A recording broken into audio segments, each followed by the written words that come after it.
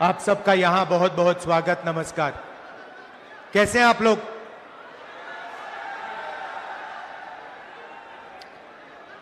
हिंदुस्तान में विचारधारा की लड़ाई चल रही है। एक तरफ कांग्रेस पार्टी जो संविधान को मानती है और इसके लिए लड़ रही है, और दूसरी तरफ आरएसएस, बीजेपी जो इस संविधान के खिलाफ हैं, अंबेडकर जी, गांधी जी के संविधान के खिलाफ हैं, इसको कमजोर करते हैं और इसको खत्म करना चाहते हैं। ये लड़ाई चल रही है। ये जो संविधान है, ये सिर्फ एक किताब नहीं है। इसमें हिंदुस्तान की हजारों साल पुरानी सोच है। अंबेडकर जी, महात्मा गांधी जी, बुद्ध भगवान, बसवना जी, फूले जी, नारायण गुरु जी, हिंदुस्तान के जो महापुरुष हैं, उनकी सोच और उनकी आवाज इस संविधान में है। कुछ दिन पहले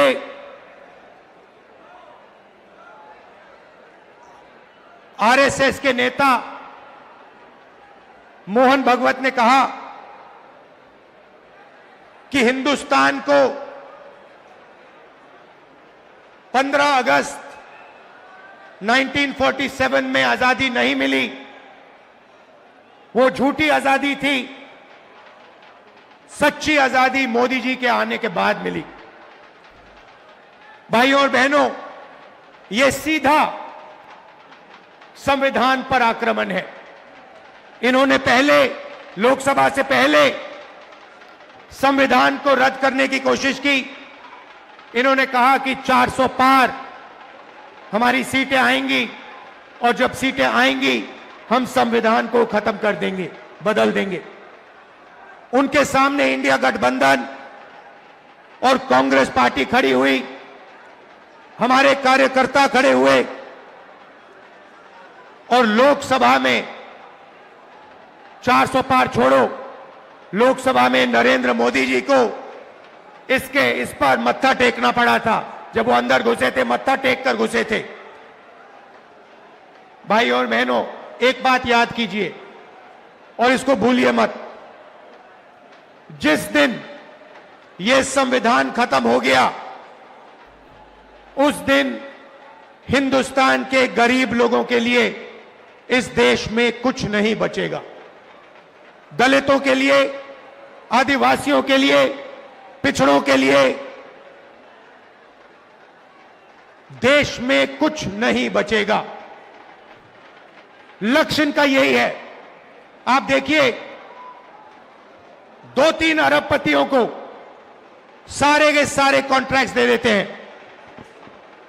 अदानी, अंबानी जैसे लोगों को हिंदुस्तान का पूरा धन पकड़ाया जा रहा है। इस संविधान में कहां लिखा है कि हिंदुस्तान का धन अदानी के हवाले कर देना चाहिए? मुझे दिखाओ कहां लिखा है इस संविधान में। संविधान में लिखा है हिंदुस्तान के सारे नागरिक एक समान है।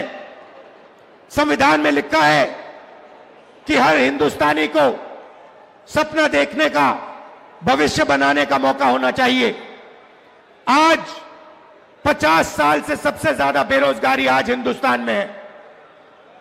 अरबपति हजारों करोड़ रुपए बच्चों की शादी में खर्च कर देते हैं। कोई 10 करोड़ की घड़ी पहनता है, कोई 15 करोड़ की घड़ी पहनता है, मगर अगर आप अपने बच्चों की शादी करवाना चाहते हो तो आपको कर्जा लेना पड़ता है। आपके घर में पैसा नहीं है। क्यों नहीं है? क्योंकि रोजगार नहीं है। और भाइयों और बहनों, एक बात भूलिए मत, जितना अदानी और अंबानी आगे बढ़ेंगे, जितना धन इन अरबपतियों के हाथ में जाएगा, उतना कम रोजगार आपके बच्चों को मिलेगा। ये नोटबंदी जो इन्होंने की, जो जीएसटी लागू की है, ये हिंदुस्तान के गरीब लोगों को खत्म करने के औजार हैं। ये योजनाएं नहीं है, ये हथियार हैं। जीएसटी कौन देता है? जीएसटी अरबपति नहीं देते हैं। जीएसटी हिंदुस्तान के गरीब लोग देते हैं। जब आप एक शर्ट खरीदते हो, पैंट खरीदते हो, जितनी जीएसटी आप देते हो उतनी ही जीएसटी अदानी अंबानी देते हैं। आप रेस्टोरेंट में खाना खाते हो, ढाबे में खाना खाते हो, जितनी जीएसटी आपके जेब से निकलती है उतनी ही जीएसटी अदानी देता है। लाखों करोड़ रुपए आपके जेबों से निकाला जाता है।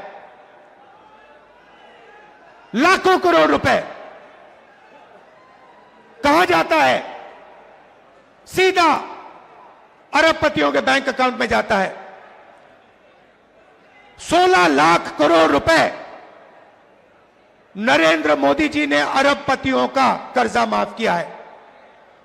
किसका पैसा था वो? उनका पैसा नहीं था, आपका पैसा था।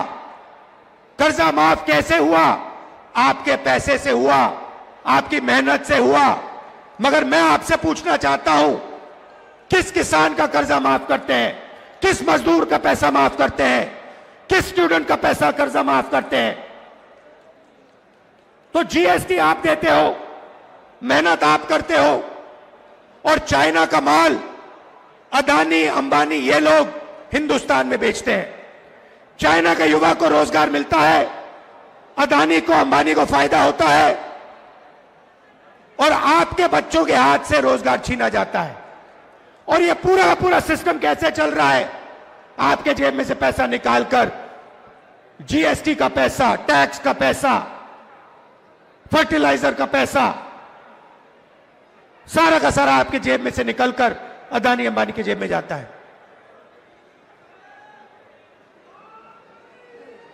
पेट्रोल का दाम बढ़ता जाता है, आप देखते रहते हो। इंटरनेशनल मार्केट में पेट्रोल का दाम नीचे जाता है, मगर हिंदुस्तान में पेट्रोल का दाम नीचे कभी नहीं जाएगा। फायदा अरबपतियों को, अदानी को, अंबानी को। कॉन्स्टिट्यूशन से पहले, संविधान से पहले इस देश में गरीबों के कोई अधिकार नहीं हुआ करते थे। संविधान से पहले, याद रखिए, आजादी से पहले इस देश में गरीबों के कोई अधिकार नहीं थे, दलितों के कोई अधिकार नहीं थे, पिछड़ों के कोई अधिकार नहीं थे, आदिवासियों के कोई अधिकार नहीं थे। अधिकार सिर्फ महाराजा राजा के थे। वो बदलाव आजादी के दिन आया था। आपको जमीन दी गई, जमीन का हक दिया गया, अधिकार दिए गए। बीजेपी आरएसएस चाहते हैं कि आजादी से पहले जो था, जहां गरीबों के कोई अधिकार नहीं थे, सिर्फ अंबानी अदानी जैसे लोगों के अधिकार थे, वैसा हिंदुस्तान चाहते हैं। यह लड़ाई हो रही है।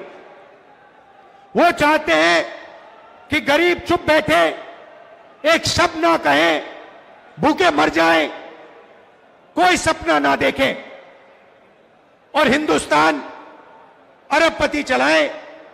जहां उनको एयरपोर्ट चाहिए एयरपोर्ट मिल जाए, जहां उनको पोर्ट चाहिए पोर्ट मिल जाए, जहां हाईवे चाहिए हाईवे बनानी है हाईवे बना ले, सारे के सारे कॉन्ट्रैक्ट्स उनके हाथ चले जाए। अब आप कहोगे राहुल जी, आपने बता दिया कि लड़ाई संविधान और आरएसएस और बीजेपी के बीच में है। आपने हमें बता दिया कि हमारे अधिकार छीने जा रहे हैं। आपने हमें बता दिया कि गरीबों को कुचला जा रहा है, पिछड़ों को, दलितों को, आदिवासियों को दबाया जा रहा है, तो आगे का रास्ता क्या है? आपके दिल में यह सवाल होगा कि आगे का रास्ता क्या है। मैं आपको बताना चाहता हूं। सबसे पहले आप एक चीज नोट कीजिए, प्राइवेटाइजेशन होता है। आपके अस्पताल, सरकारी अस्पताल प्राइवेट हाथों में जाते हैं। आपके बच्चे प्राइवेट कॉलेज और यूनिवर्सिटी में जाते हैं। जब आप बीमार होते हो, आप प्राइवेट अस्पतालों में जाते हो। सबसे पहले आप एक अपने आप से सवाल पूछिए, यह जो प्राइवेटाइजेशन हो रहा है, यह जो शिक्षा का सिस्टम प्राइवेटाइज हो रहा है, स्वास्थ्य का सिस्टम प्राइवेटाइज हो रहा है, इस प्राइवेट सिस्टम के मालिक कौन है? यह सवाल पूछिए। आप लोग बच्चों की शिक्षा के लिए लाखों रुपए देते हो। क्यों देते हो? क्योंकि आप अपने बच्चों को रोजगार दिलवाना चाहते हो। हिंदुस्तान में सीधी सी बात है, शिक्षा का जो सिस्टम है, सर्टिफिकेशन का सिस्टम है, ठप्पे का सिस्टम है। आपको सर्टिफिकेशन चाहिए कि मेरे बच्चे ने यूनिवर्सिटी डिग्री कर दी, कॉलेज की डिग्री कर दी, और आप सोचते हो, करोड़ों लोग सोचते हैं, करोड़ों युवा सोचते हैं कि इस सर्टिफिकेशन के साथ आप अपनी जिंदगी बना पाओगे। सोचते हैं कि लाखों रुपए देने के बाद, अरबपतियों को लाखों रुपए देने के बाद, मेहनत करने के बाद हमारे बच्चों को सर्टिफिकेशन मिल जाएगा और उनको रोजगार मिल जाएगा। भाई और बहनों, यह सरासर झूठ है। इस देश में आपके बच्चों को रोजगार नहीं मिल सकता है, चाहे वो कुछ भी कर ले। क्षमता हो, ऊर्जा हो, सपना हो, इस देश के युवाओं को रोजगार नहीं मिल सकता है। तो मैं आपसे क्या रहा हूं? मैं कह रहा हूं कि लाखों रुपए आप अरबपतियों को शिक्षा के लिए दे रहे हो, और अरबपति हिंदुस्तान के रोजगार के सिस्टम को खत्म कर दिए हैं। नोटबंदी हुई, गलत जीएसटी लागू हुई। आप किसी भी छोटे दुकानदार से पूछो, किसी भी छोटे बिजनेस वाले से पूछो, जो अदानी अंबानी जैसे नहीं है, जो नरेंद्र मोदी के ऑफिस में नहीं जा सकते, उनसे पूछो जीएसटी से फायदा हुआ, नोटबंदी से फायदा हुआ? वो आपसे कहेंगे भैया नोटबंदी, जीएसटी ने हमें खत्म कर दिया, मरवा दिया। रोजगार कौन देता है? अदानी अंबानी नहीं देते। रोजगार करोड़ों छोटे बिजनेस वाले देते हैं, स्मॉल मीडियम बिजनेस वाले देते हैं। उन सबको इन लोगों ने तक खत्म कर दिया है। नतीजा है, आप अस्पताल जाओ, लाखों रुपए अरबपतियों को दो, उसके बाद आप बच्चों को कॉलेज भेजो, लाखों रुपए अपनी जेब से निकालकर आप अरबपतियों को दो, इस सोच में दो कि आपके बच्चों को शिक्षा मिलेगी, सर्टिफिकेशन मिलेगा। मगर जो सर्टिफिकेशन आपको मिल रहा है बिना रोजगार के, उसका कोई मतलब ही नहीं है, वो कचरा है। यह देश की सच्चाई है। आईआईटी के जो स्टूडेंट्स हैं उनको रोजगार नहीं मिल रहा, आईआईएम के लोगों को रोजगार नहीं मिल रहा, आईआईटी के लोगों को रोजगार नहीं मिल रहा। आपको कहां से मिलेगा? बात समझिए, आपको गुलाम बनाया जा रहा है। दलितों को, पिछड़ों को, आदिवासियों को, गरीब जनरल कास्ट के लोगों को एक बार फिर गुलाम बनाया जा रहा है। और मैं हैरान हो जाता हूं, आप देखते जा रहे हो, आपकी लाइफ बर्बाद हो रही है, जिंदगी खत्म हो रही है, आप देखते जा रहे हो। बीजेपी कहती है दूसरी आजादी मिली, सच्ची आजादी मिली। मैं आपसे पूछना चाहता हूं, राम मंदिर के उद्घाटन में आपने किसी गरीब व्यक्ति को देखा? आपने किसी मजदूर को देखा, किसान को देखा, पिछड़े वर्ग को देखा? आदिवासी राष्ट्रपति है, आदिवासी राष्ट्रपति को वो मंदिर में उन्होंने जाने ही नहीं दिया, अंदर जाने नहीं दिया।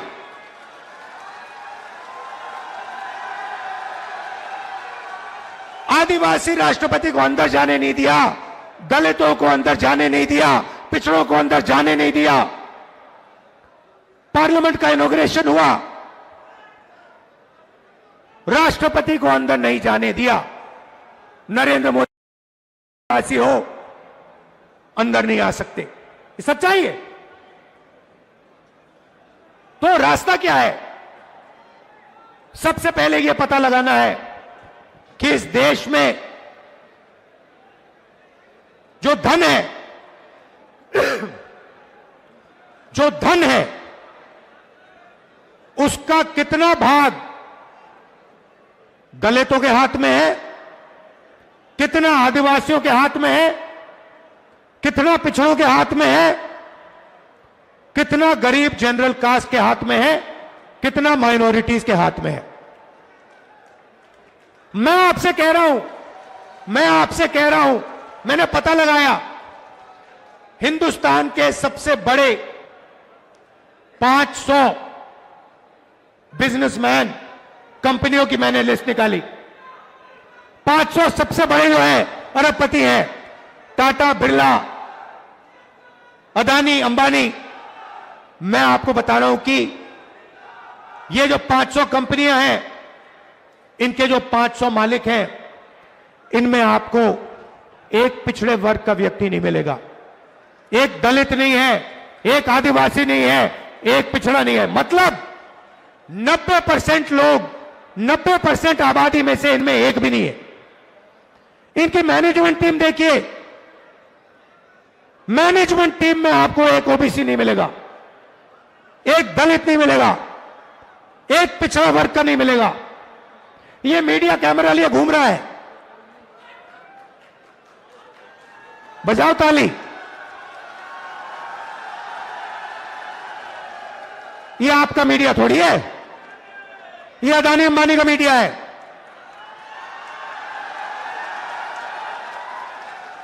आप भूखे मर जाओ, आपके बच्चे भूखे मर जाएं, आत्महत्या कर लें, किसान मर जाएं, इनको कोई फर्क नहीं पड़ता। ये अदानी अंबानी की शादी दिखाएंगे, ये उनके हैं, उनकी नौकरी करते हैं 24 घंटा। हिंदुस्तान के किसान की बात नहीं करेंगे, मजदूर की बात नहीं करेंगे, बेरोजगार युवाओं की बात नहीं करेंगे, अदानी अंबानी की शादी की बात करेंगे, अफगानिस्तान की बात होगी, पाकिस्तान की बात होगी, मगर हिंदुस्तान की बात, किसानों की बात, मजदूरों की बात ये नहीं करेंगे। और आपके हर एक के घर में घुसे हुए है, सब बेरोजगार है हिंदुस्तान में, और कोई रास्ता नहीं। भैया टीवी देखो 24 घंटा, तो देखना ही पड़ेगा, जो ये कहेंगे देखना ही पड़ेगा। डराने में लगे हिंदुस्तान को कि देखो देखो अफगानिस्तान में क्या हो रहा है, देखो देखो उधर क्या हो रहा है। अरे हमें यह भी बता दो हिंदुस्तान में क्या हो रहा है। अच्छा, इनके मालिकों की लिस्ट निकालो, मालिकों की लिस्ट निकालो, उसमें आपको एक पिछड़ा वर्ग का नहीं मिलेगा, एक दलित नहीं मिलेगा, एक आदिवासी नहीं मिलेगा, एक गरीब जनरल कास्ट का आदमी नहीं मिलेगा जो गरीबी से निकल के बनाया अरबपति।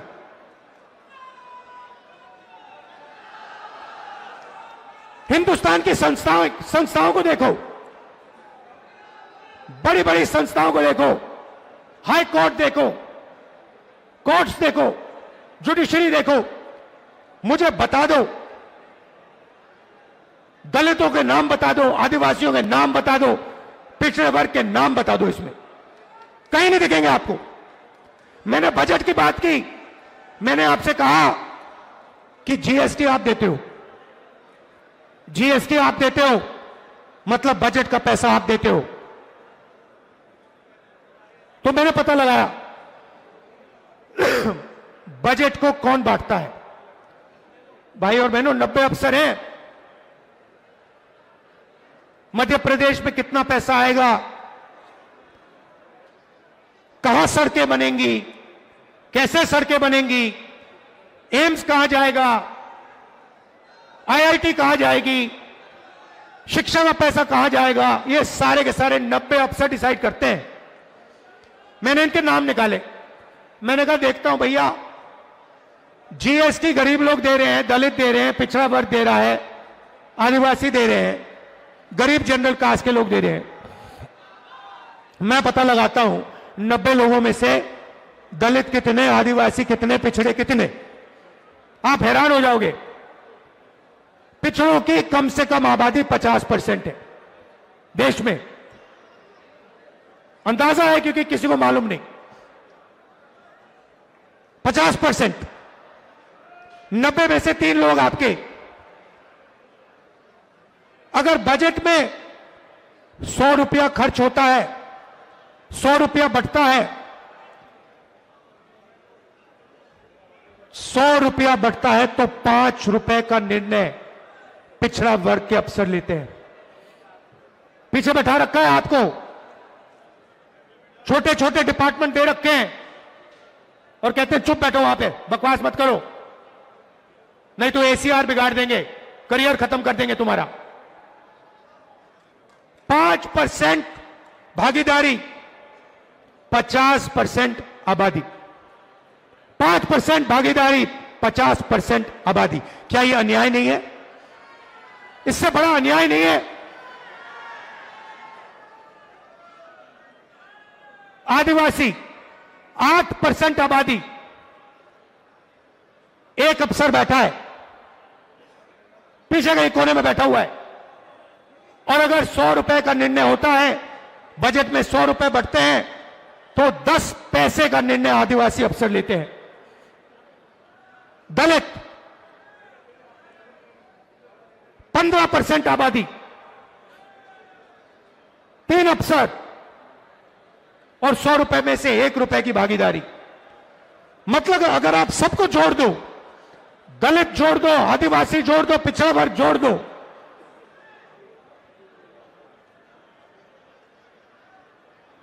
₹6 10 पैसे की आपकी भागीदारी है। ₹6 10 पैसे की भागीदारी, 73%, 73% आपकी आबादी। तो ना आप बजट बांटते हो, ना आपके प्राइवेट कॉलेजेस, यूनिवर्सिटीज, ना आपके अस्पताल, ना आपकी ब्यूरोक्रेसी, आपके पास कुछ है ही नहीं। आपको आपका एक ही भविष्य है, आपका भविष्य एक दो है। एक, आप मजदूरी करो। बीजेपी की सोच है कि आप के 2 भविष्य है, एक मजदूरी करो और दूसरा, अगर आपने ज्यादा चिल्लाया तो जेल में जाओ। ये इनका 21वीं सदी का विजन है। इसलिए मैंने नरेंद्र मोदी के सामने कहा कि मैं नहीं जानता, आप तो कभी करने वाले हो नहीं, मगर जैसे ही कांग्रेस पार्टी की सरकार आएगी, चाहे मध्य प्रदेश में आए, चाहे दिल्ली में आए, जाति जनगणना हम आते ही करना शुरू कर देंगे। तेलंगाना के सीएम बैठे हैं, वहां पे क्रांतिकारी तरीके से हमने जाति जनगणना की है। कुछ ही समय में हम तेलंगाना को दिखाने जा रहे हैं कि तेलंगाना में दलितों की कितनी भागीदारी है, पिछड़ों की कितनी भागीदारी है, आदिवासियों की कितनी भागीदारी है, कौन सी संस्था में कौन कौन बैठा हुआ है। तेलंगाना में हमने काम शुरू कर दिया, कर्नाटक में हमने काम शुरू कर दिया, और यह क्रांतिकारी निर्णय होगा। भाई और बहनों, 90% आबादी को पता लग जाएगा कि इस देश में हमारी कितनी भागीदारी है। 90% को आज आपको दिख रहा है। पिछड़ों को यह भी नहीं मालूम कि देश में उनकी कितनी आबादी है। कितनी शर्म की बात है। नरेंद्र मोदी जी कहते हैं मैं ओबीसी हूं, और आज तक इस देश के ओबीसी को, इस देश के पिछड़े वर्ग को अपनी सच्ची शक्ति, अपनी सच्ची आबादी नहीं मालूम। यह पिछड़ों के खिलाफ अन्याय है, यह दलितों के खिलाफ, आदिवासियों के खिलाफ अन्याय है। इसीलिए हम जाति जनगणना लागू करेंगे, पूरे देश में लागू करेंगे, और दूध का दूध, पानी का पानी हो जाएगा। सबको पता लग जाएगा कि जुडिशियल सिस्टम में हमारे कितने लोग हैं। प्राइवेट अस्पताल किसके हाथों में है, प्राइवेट कॉलेज यूनिवर्सिटी किसके हाथ में है, ये बड़े बड़े जो बिजनेसेस हैं किसके हाथ में। सब दूध का दूध, पानी का पानी हो जाएगा। और नरेंद्र मोदी जी डरते हैं, ये करवाना नहीं चाहते,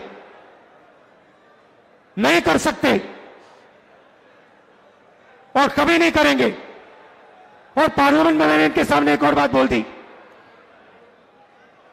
कि ये जो 50% की रिजर्वेशन की दीवार बना रखी है, कि 50% से ज्यादा रिजर्वेशन जा ही नहीं सकता, इस दीवार को भी हम लोकसभा में, राज्यसभा में तोड़कर परे कर देंगे। कोई नहीं रोक सकता इसको। रिजर्वेशन को 50% से ज्यादा हम करेंगे, हमारे स्टेट्स में करेंगे, और नेशनल लेवल पे दिल्ली में हम कानून पास करके इसको, दीवार को तोड़ेंगे। भाई और बहनों, सबसे जरूरी बात, ये अंबेडकर जी का जो संविधान है, जिसका अपमान कुछ दिन पहले मोहन भागवत जी ने किया। वो कहते हैं कि इस संविधान ने हमें आजादी नहीं दी, इस संविधान का आजादी से कोई लेना देना नहीं है, क्योंकि उनके मुताबिक आजादी ही नहीं थी। आजादी मोदी जी के आने के बाद हुई। इसका मतलब वो इस संविधान को नहीं मानते हैं। अंबेडकर जी के जिंदगी, अंबेडकर जी का जो खून पसीना था इस संविधान को बनाने के लिए, उसका सीधा मोहन भागवत ने अपमान किया है और इस पर आक्रमण किया है। कांग्रेस के जो कार्यकर्ता हैं, जिसको मैंने बब्बर शेर बोला, टाइगर, आपका काम इस संविधान की रक्षा करने का है। जहां भी आरएसएस के लोग, बीजेपी के लोग इस संविधान पर आक्रमण करते हैं, जहां भी वो गरीबों को कुचलने की कोशिश करते हैं, जहां भी वो कमजोरों को मारने की कोशिश करते हैं, कांग्रेस पार्टी के कार्यकर्ता को वहां जाकर, पत्थर जैसे वहां जाकर खड़ा हो जाना चाहिए, चट्टान जैसे वहां खड़ा हो जाना चाहिए कि मैं नहीं होने दूंगा, मैं संविधान की रक्षा करूंगा। यह आपका मिशन है। मैं जानता हूं कि मध्य प्रदेश में आप दिल से लड़ते हो। मैं जानता हूं कि आप पर अत्याचार होता है, आप पर आक्रमण होता है, मगर आप पीछे नहीं हटते हो। दिल से मैं आपका धन्यवाद करता हूं, आपके परिवारों का धन्यवाद करता हूं, आपके बच्चों का धन्यवाद करता हूं कि आप हमारी विचारधारा के लिए लड़ते हो। गांधी जी की विचारधारा के लिए, अंबेडकर जी की विचारधारा के लिए, नेहरू जी की विचारधारा के लिए, संविधान के लिए। आप सबका दिल से बहुत बहुत धन्यवाद। नफरत के बाजार में मोहब्बत की दुकान खोलनी है और आप सब लोगों को मिलकर खोलनी है। धन्यवाद। जय हिंद। नमस्कार।